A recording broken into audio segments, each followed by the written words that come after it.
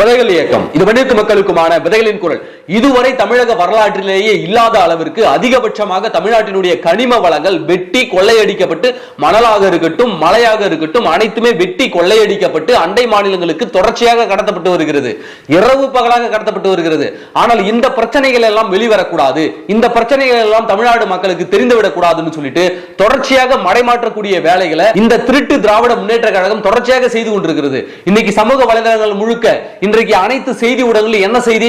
சீமான் என்ன கறி சாப்பிட்டாரு, சீமானுக்கு கறி சமைச்சு கொடுத்தது யாரு, சீமானுக்கு கொடி பிடிச்சது யாரு, சீமானுக்கு விளக்கு பிடிச்சது யாரு? ஏண்டா இதெல்லாம் ஒரு டிபேட்டா? சொல்லு, இதெல்லாம் ஒரு டிபேட்டா? அப்ப முழுக்க முழுக்க தமிழ்நாட்டினுடைய மக்கள் பிரச்சனைகளை திசை மாற்றுவதற்கு மட்டுமே இந்த திராவிட முன்னேற்ற கழகம் இங்க செயல்பட்டு கொண்டிருக்கிறது தவிர, இந்த ஊடகங்கள் செயல்பட்டு கொண்டிருக்கிறது தவிர, உண்மையான மக்கள் பிரச்சனை முழுக்க முழுக்க மழுங்கடிக்கப்பட்டிருக்கிறது. இன்னைக்கு மிக முக்கியமான ஒரு கண்டன அறிக்கையை தமிழ்நாடு மணல் உரிமையாளர் நல சங்கங்களினுடைய கூட்டமைப்பு தலைவர் யுவராஜ் அவர்கள் வெளியிட்டிருக்கிறார். தமிழ்நாட்டினுடைய மொத்த கனிம வளங்களையும் கொள்ளையடிச்சு போவதற்கு காரணம் முழுக்க முழுக்க அமைச்சர் துரைமுருகன் தான். யார் தெரியுதா? அந்த லிப்ஸ்டிக் வாயன், அந்த அமைச்சர் துரைமுருகன் தான் முழுக்க முழுக்க காரணம். தமிழ்நாட்டினுடைய மொத்த கனிம வளங்களையும் வெளி மாநிலங்களுக்கு விற்பக்கூடிய வேலையை இவர் தான் செஞ்சுக்கிட்டு இருக்காரு.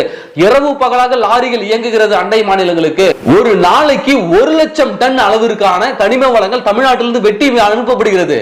ஜல்லிகளாக, மலை மணல்களாக, மணல் வளங்களாக மொத்தமாக கொள்ளையடிக்கப்பட்டு வருகிறது. இரவு பகலாக கிரஷர் இயந்திரங்கள் இயங்குது, இரவு பகலாக லாரிகள் இயங்குது, கனிம வளங்களை கொள்ளையடிச்சிட்டு போறாங்க அப்படின்னு சொல்லிட்டு தமிழகத்தின் கனிம வளத்துறை அமைச்சராக இருக்கக்கூடிய அமைச்சர் துரைமுருகன் மீது மணல் லாரிகளினுடைய சங்கங்களுடைய கூட்டமைப்பினுடைய தலைவர் இன்றைக்கு மிகப்பெரிய குற்றச்சாட்டை வச்சிருக்கிறார், அந்த யுவராஜ் என்பவர். ஆனால் இதை பற்றி ஏன் ஊடகங்கள் பேச மறுக்குது? கிட்டத்தட்ட 40,000த்திற்கும் மேற்பட்ட கிரஷர் இயந்திரங்கள் அனுமதி இல்லாமல் இயங்கிக் கொண்டிருக்கிறதாக அவர் சொல்லுகிறாரு. 40,000த்திற்கும் மேற்பட்ட கிரஷர் இயந்திரங்கள், அதன் மூலமாக தரமற்ற எம்சாண்டுகள் உட்பட அனைத்துமே விற்பனை செய்யப்படுகிறது, சட்டவிரோதமாக விற்பனை செய்யப்படுகிறது. அளவுக்கு அதிகமாக, அதாவது அனுமதிக்கப்பட்ட அளவை விட மணல் இங்கே கொள்ளடிக்கப்படுகிறது.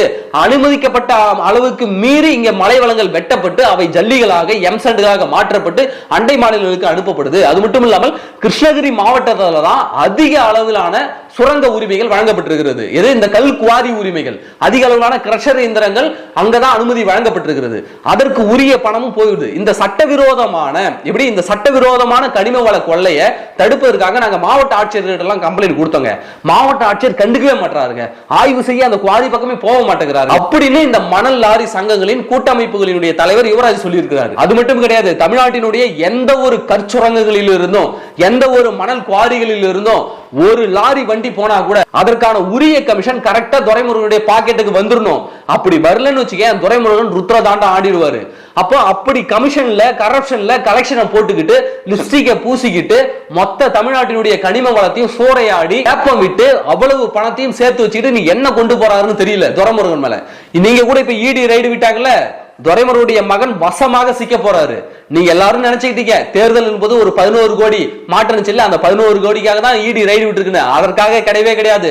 தமிழ்நாடு முழுவதும் கிட்டத்தட்ட 4,000 கோடி ரூபாய் மணல்ல மட்டும் முறைகேடு நடந்திருக்கிறது. 4,000 கோடி ரூபாய்க்கு. அப்போ ஒரு நாளைக்கு தென்காசி, திருநெல்வேலி மாவட்டத்தில் இருந்து மட்டும் ஒரு நாளைக்கு 1000 லாரிகள் வெளியில போகுது. இரவு பகலாக 1000 லாரிகள் கேரளாவுக்கு மலை மணல, அந்த கனிம வளத்தை ஏத்திட்டு போகுதுன்னு குற்றச்சாட்டு இன்னைக்கு அவர் வைக்கிறாரு.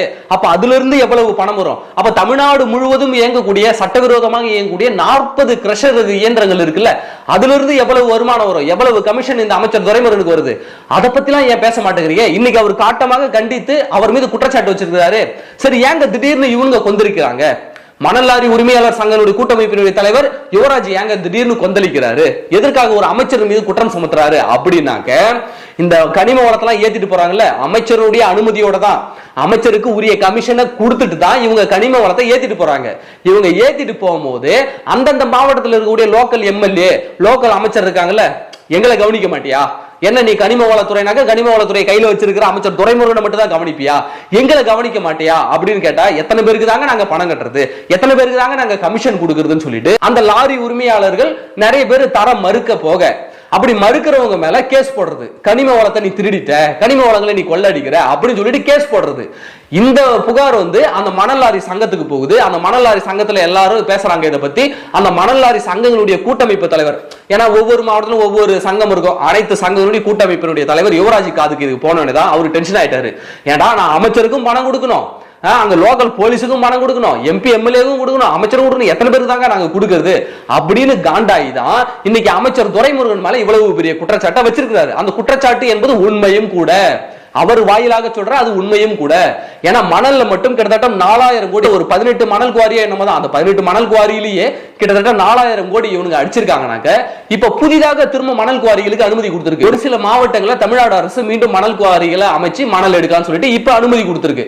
இது எதுக்குனாக்க வர 2026 தேர்தலுக்கு செலவு பண்ண பணம் வேணும்ல, அதற்காக தான். அப்போ துரைமுருகன் தமிழக அமைச்சர்லேயே அதிகம் கல்லா கட்டக்கூடிய, அதிகம் கமிஷன் பார்க்கக்கூடிய இரண்டாவது அமைச்சர். முதல் இடத்துல யாருனாக்க வேற யாரு, நம்ம மாமா தான், செந்தில் பாலாஜி மாமா இருக்காருல்ல, அவரு தான். ஈடி கைது பண்ணும்போது உச்சா போனார்ல, அந்த செந்தில் பாலாஜி மாமா தான் முதல் இடத்துல இருக்கிறாரு. அவரு டாஸ்மாக்ல இருந்து அடிக்கிறாரு, மின்சாரத்துறையில இருந்து அடிக்கிறாரு. அவரு ஒரு பக்கம் கலெக்ஷனை கல்லா கட்ட, நீ பெரியாளா நான் பெரியாளா, கலெக்ஷன் போடுறதுல நீ பெரியாளா நான் பெரியாளா பாத்துருவோம் சொல்லிட்டு துரைமுருகன் அவருக்கு ஏட்டிக்கு போட்டியாக கமிஷன்களை தமிழ்நாடு முழுவதும் கரெக்டா என் பாக்கெட்டுக்கு வந்துடும். மணல் குவாரியா இருக்கட்டும், கல் குவாரியா இருக்கட்டும், கிரஷர் குவாரிகளை எதமா இருக்கட்டும், ஆனா எனக்கு கமிஷன் கரெக்டா வந்துடும். இவரு குறியா இருக்கு. லோக்கல்ல கமிஷன் தரல அப்படின்றதுக்காக லோக்கல் அமைச்சர்கள், லோக்கல் எம்பி எம்எல்ஏக்கள் அவங்க என்ன பண்றாங்கனாக்க இந்த போலீஸ்காரங்களை விட்டு யாரெல்லாம் நமக்கு கமிஷன் தரலையோ அவங்க மேல வழக்கு பதிவு பண்ணு, திருட்டுத்தனமா கனிம வளம் கடத்தான வழக்கு பதிவு பண்ணு சொல்லி இவனுங்க லோக்கல்ல இருக்கவங்க எல்லாம் கிளப்பியோட அந்த பிரச்சனை இன்னைக்கு மணல் லாரி சங்களுடைய கூட்டமைப்பு தலைவராக இருக்கக்கூடிய யுவராஜுக்கு போய் யுவராஜ் இன்னைக்கு கொந்தளிச்சு காட்டமா அறிக்கை விட்டுருக்காரு. இது எவ்வளவு பெரிய பிரச்சனை. ஒரு நாளைக்கு 1,00,000 டன் கனிம வளம் தமிழ்நாட்டிலிருந்து வெட்டி எடுத்துட்டு போறாங்கன்னா அடுத்த 20 வருஷத்துல தமிழ்நாடுல மழை என்பதே இருக்காது. மழை அப்படின்னாலே நாம பாட புத்தகத்தெல்லாம் படிக்கணும். அப்படி ஒரு நிலையை இந்த திருட்டு திராவிட முன்னேற்ற கும்பல் ஏற்படுத்திவிடும்.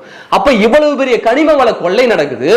திருநெல்வேலி தென்காசி மாவட்டத்துல மட்டும் ஒரு நாளைக்கு 1000 லாரிகள் கேரளாவுக்கு இயக்கப்படுதுன்னு சொல்றாங்க. இது இவங்க சொல்றத நம்ம நம்பிதான் ஆகணும். ஏன்னா இவர் வந்து மணல் லாரிகளுடைய சங்கத்தினுடைய தலைவர். இவரு அவங்களுக்கு தெரியும், சங்கத்துக்கு தெரியும் எத்தனை லாரி புக் ஆகுது, எத்தனை லாரி எத்தனை ட்ரிப்பு போயிட்டு வருதுன்னு அவங்க கரெக்டா சொல்லுவாங்க. அவங்க சொல்றது உண்மையான ஆதாரப்பூர்வ தகவலா தான் இருக்கும். அதை கண்ணை மூடிக்கிட்டு நம்பலாம். அப்போ எவ்வளவு வளங்கள் ஒரு நாளைக்கு இங்க இருந்து அங்க போகுது வெளி மாநிலங்களுக்கு. ஏன் வெளி மாநிலங்கள்ல மலைகளே கிடையாதா, அங்க ஆறுகளே கிடையாதா? தமிழ்நாட்டில் தான் கொள்ளை அடிச்சு வைக்கணுமா? ஏன்னா தமிழன் தான் இங்க நாதியத்தவன். தமிழன் கேள்வி கேட்க தான் எவனுமே கிடையாது. தமிழனுடைய உரிமை பறிக்கப்பட்டாதான் கேள்வி கேட்க எவனுமே கிடையாது. ஏன்னா இங்க தமிழன் ஆட்சியில இல்ல. அப்போ மொத்த கனிம வளையும் இந்த திருட்டு திராவிட முன்னேற்ற கழக அரசு மொத்தமாக கொள்ளையடித்து வெளிமாநிலங்களுக்கு விற்குது. தமிழக வரலாற்றிலேயே, இதுவரை நடைபெற்ற தமிழக வரலாற்றிலேயே எந்த ஒரு கட்சியிலும் சரி இவ்வளவு பெரிய கனிம வள கொள்ளைகள் எங்கேயுமே நடக்கல. விரைவில் துரைமுருகனும் அவங்க மக கதிரானந்தும் விரைவில் சிறையில் அடைக்கப்படுவார்கள், விரைவில் கம்பி எண்ணப்படுவார்கள். ஏன் அப்படின்னாக்க திமுக தலைமையும் அவர்கள் மீது கோபத்துல தான் இருக்கு. ஏன்னா தமிழ்நாடு முழுவதும் கரெக்டா கமிஷனை வாங்கக்கூடிய துரைமுருகன் தலைமைக்கு ₹1 கூட தரதில்ல. அதனால திமுக தலைமை அவர் மேல அப்செட் தான் இருக்கு. ஏன்னா அவ்வளவா எதிர்த்தும் கேட்டுட முடியாது. ஏன்னா வயதுல மூத்தவர், கட்சியினுடைய மூத்த நிர்வாகி, மூத்த தூணு, வேலூர் மாவட்டம் இந்த பகுதியில் வந்து ஒரு வலிமையான சமூகத்தை சேர்ந்தவர், திடீர்னு எடுப்புல பேசிட முடியாது. அதனால திமுக தலைமை கொஞ்சம் தயக்கத்தில் தான் இருக்கு. நிச்சயம் அடுத்த முறை அவங்க பையனுக்கு கூட சீட்டு கிடைக்குமே தவிர துரைமுருகனுக்கு சீட்டு கிடைக்காது. ஏன்னா மொத்த கமிஷனையும் மொத்தமா அமுக்கக்கூடிய ஒரே ஆளா துரைமுருகன் இருக்கிறாரு. செந்தில் பாலாஜியாவது கலெக்ஷன் பண்றதுல கரெக்டா பாதிய குடும்பத்துக்கு கொடுத்துருவாரு. ஆனா துரைமுருகன் அவர்கள் கலெக்ஷன் பண்றதுல ஒரு 5% கூட திமுக குடும்பத்துக்கு தரது கிடையாது. அதனால திமுக குடும்பமும் அவர் மீது காண்டல் தான் இருக்கிறாங்க. விரைவில் அமைச்சர் துரைமுருகனோ அவங்க மகன் கதிரானந்தோ விரைவில் சிறையில் இருப்பாங்க. இன்றைக்கு இந்த மணல் லாரி சங்கங்களுடைய கூட்டமைப்பினுடைய தலைவர் யுவராஜ் அவர்கள் மிக பெரிய குற்றச்சாட்டை அமைச்சர் துரைமுருகன் மீது வைத்திருக்கிறாரு. இதை கடந்து போய்விட முடியாது. மிகப்பெரிய கனிம வள கொள்ளை தமிழ்நாட்டில் நடந்துகிட்டு இருக்கு. இந்த பிரச்சனைகளை திசை திருப்புவதற்கு தான் சீமான் என்ன கறி தின்னாரு, சீமானுக்கு ஆமை கறி சமைச்சு கொடுத்தது யாரு, சீமான் எங்க தூங்கினாரு, சீமானுக்கு யாரு ஊட்டி விட்டாங்க அப்படின்னு சொல்லிட்டு இவை அனைத்துமே மக்களுடைய உண்மை பிரச்சனையை திசை திருப்புவதற்கும் இந்த திராவிட முன்னேற்ற கழகத்தினுடைய ஆட்சி திருட்டுத்தனத்தை மறைப்பதற்காக தான் இவர்கள் பயன்படுத்திக் கொள்கிறார்கள் என்பதை இந்த தமிழ்நாட்டு மக்கள் உணர்ந்து கொள்ள வேண்டும். நன்றி.